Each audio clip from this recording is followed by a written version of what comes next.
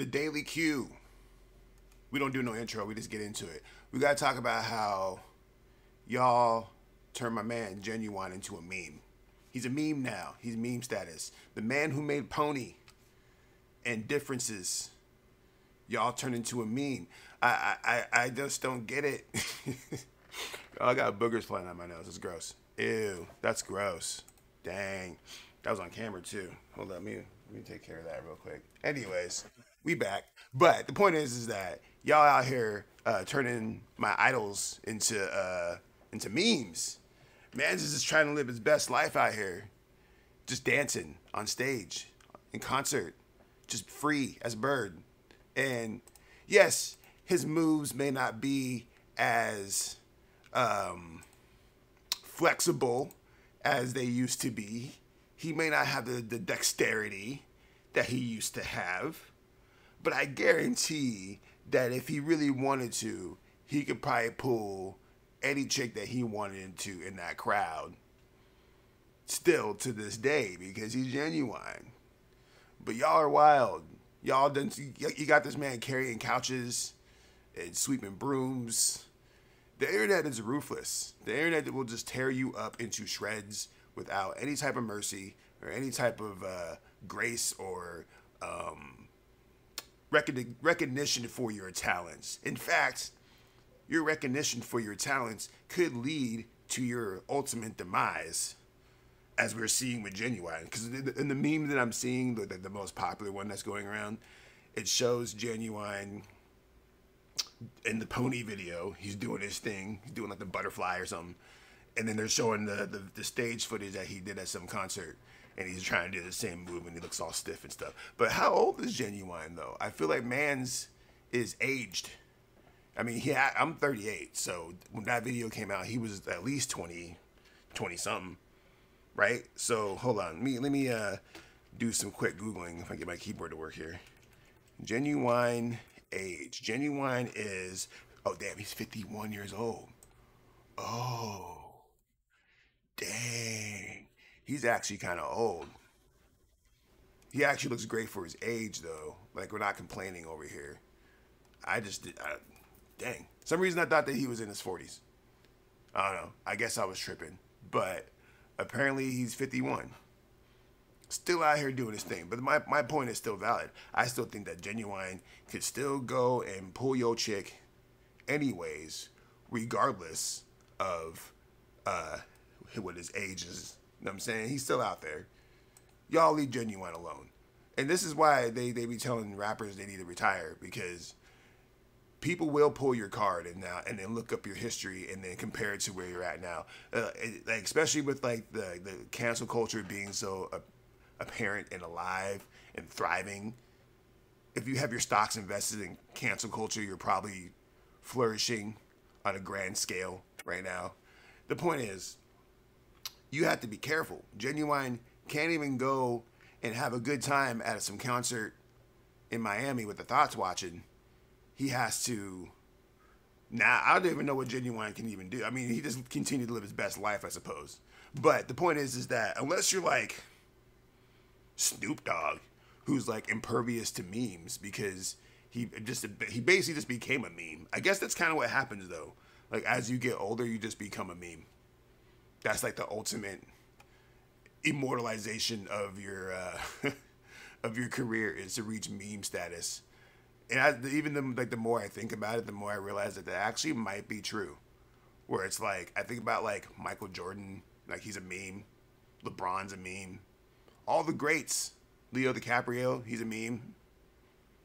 Right? I can't think of anybody who is considered to be GOAT status who's not a meme. So now I guess Ginuwine is now in the books as a GOAT because there's memes now of him, right? That's the theory, right? I guess. But the point is, you gotta leave mans alone. He's out there living his best life, trying to do what he's trying to do, and y'all just out here just ripping this man up because he wants to dance to his hit song "My Pony" that came out in that was like the year 2000 when that song dropped. I don't even remember. It was a long time ago. I'll say that. And it's kind of weird to even think about that. The fact that it's such a long time ago. We're getting old. We're getting old. But he's meme status now, so it's fine. Anyways, we'll keep it moving. Kate Bush and her song "Running Up That Hill" is now a top 10 song after it debuted on Stranger Things, which is super crazy because it's like the fact of the matter is the song itself when it first came out in the 80s, I think it peaked at 37. So it never actually even like was a top 10 hit when it dropped.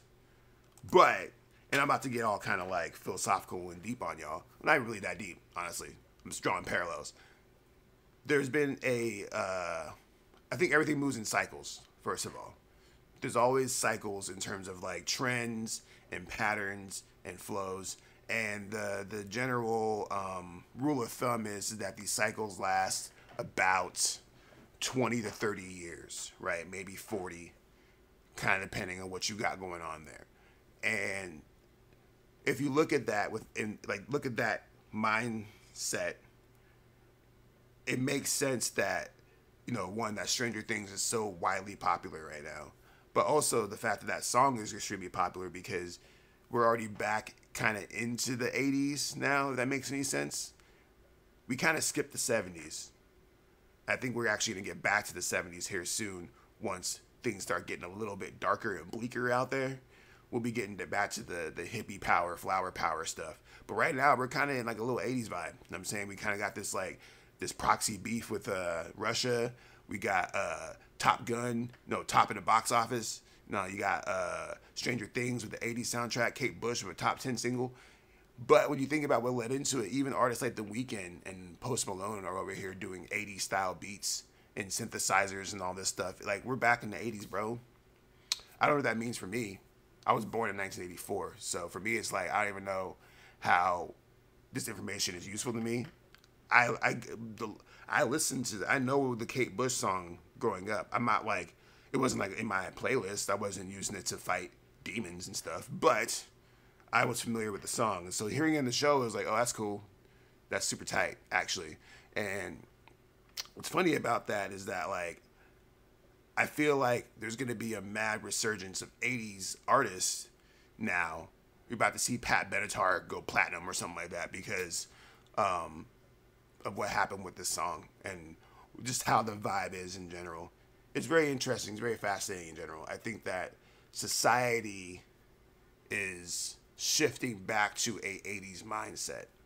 And also there's the advent of social media as well, where social media plays a massive role in all this as well, where, if TikTok existed in the 80s, then Kate Bush might went number one. But, at the end of the day, the story is what makes the song be so great because it's attached to something, Max's story, yada, yada, yada. That's what makes it so interesting. But my grand point of all this, the reason why I'm even speaking of all this, is because I actually wanted to talk about sync licensing in general for artists out there and how important it is for artists to get sync licensing.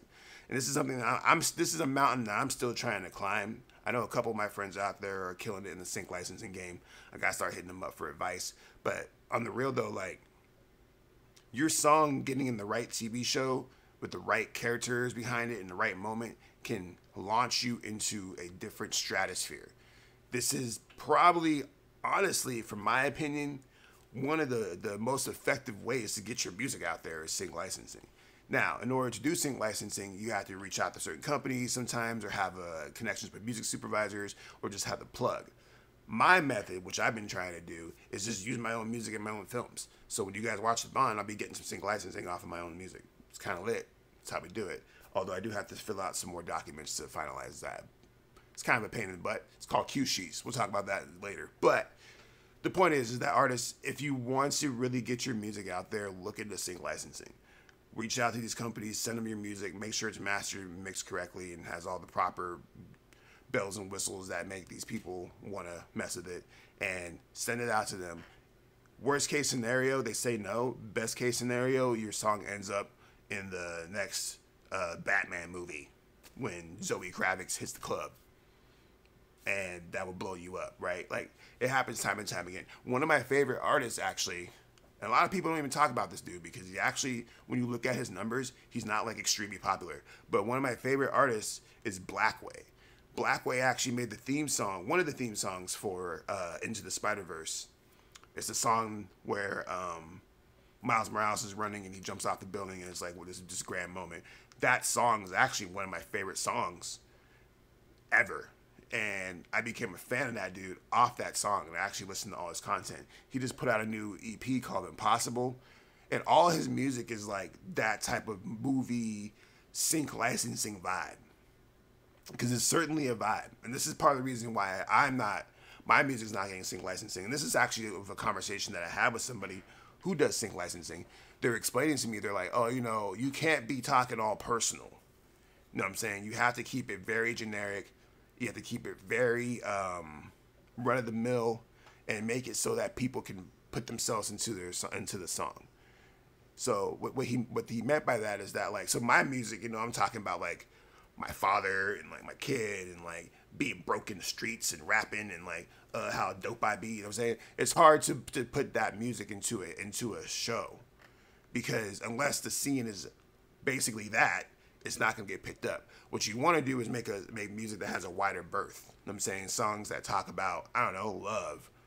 And actually, they don't even really like love songs, to be honest. Just songs that kind of remove yourself from the situation and kind of put you as like as a narrator per se. And that way they can use that song and attach it to certain stuff. Another thing is to talk about certain themes. You know what I'm saying? For example, a song that I'm trying to push through sync licensing currently is One Way Trip. The reason why I'm trying to push this song, I can see this song being used in airline commercials and things like that. And even with the chorus, if you want to go, I could take you there. If you want to go, I could take you there. If you want to go, I could take you there. But no, we're never coming back. That's like could be used for vacations, cruise lines, all kinds of stuff. Now, the efforts I put into making the song actually synced, not a lot. I need to do better, and I'm trying to do better. But the whole point of me even bringing this up is that artists that feel like they have to follow certain rules, they're like, oh, my song just dropped, I got to put it out. I have to get on a Spotify playlist or 5 and share it on my social medias and yada, yada. And it's like, or you could just have a good relationship with a sync licensing company and submit your music to them, and you can still release it, right? But chances are you'll make way more money if you can get that song out on certain platforms and music, and movie trailers, TV shows, commercials, all that stuff. More so than you just putting it out yourself on Spotify and hoping that it gets seen.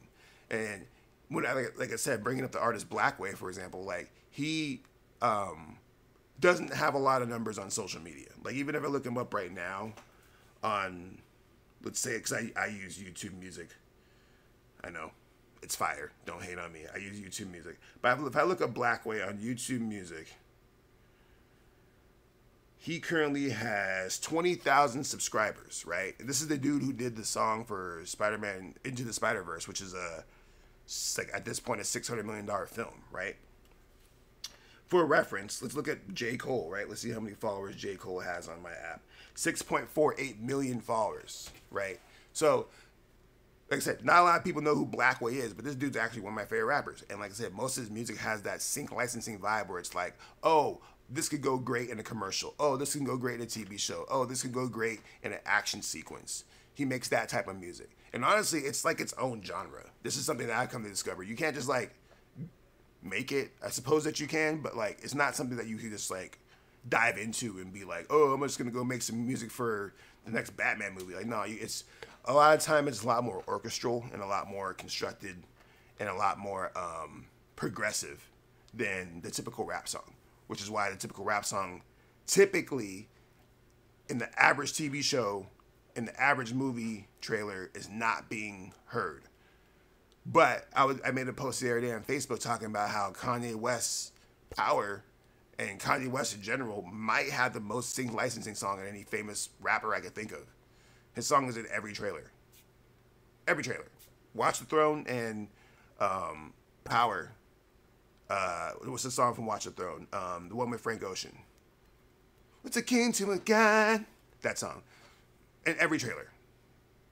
And he's racking up hundreds of thousands, if not millions of dollars just by having his song exist and then people remixing it for trailers and doing the adding the boosh and the slowing down and all. You know how it works in the movie trailers. But there's like ways that, like, a lot of artists typically, like, if your song gets selected for sync licensing, oftentimes they will ask you for different versions of the song. They'll be like, yo, we need a 30-second version, we need a cinematic remix, we need the instrumental, we need the instrumental in reverse, we need the instrumental upside down. They'll actually ask you for all that stuff, so you have to kind of be prepared for that too. There's work involved. There's a lot of work involved. It's not just like, oh, I'm gonna drop this song and they're gonna pick it up and put it in Spider-Man. No, it doesn't work that way. Like, you have to actually go get your sync licensing together, go get your ASCAP, BMI, you know what I'm saying? You might need to have a couple of connects to a couple of music publishers or be involved with a music publishing company, and you have to put in work, you know what I'm saying? You gotta have multiple versions of the song, etc. and so forth, and you have to have it prepared, ready to go in case that's ready to drop. But if you can do all that, then the bag can be acquired. So these are things to consider.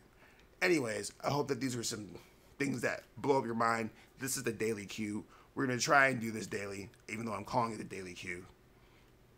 I don't know. We'll see what happens. I'm just living my best life right here. Like the studio does, it's kind of lit. Yeah, I'm pointing the wrong way. You need to point that way. There we go. Yeah, it's kind of lit. Thanks for watching, guys. We will see you soon. Maybe. Maybe not. Who knows?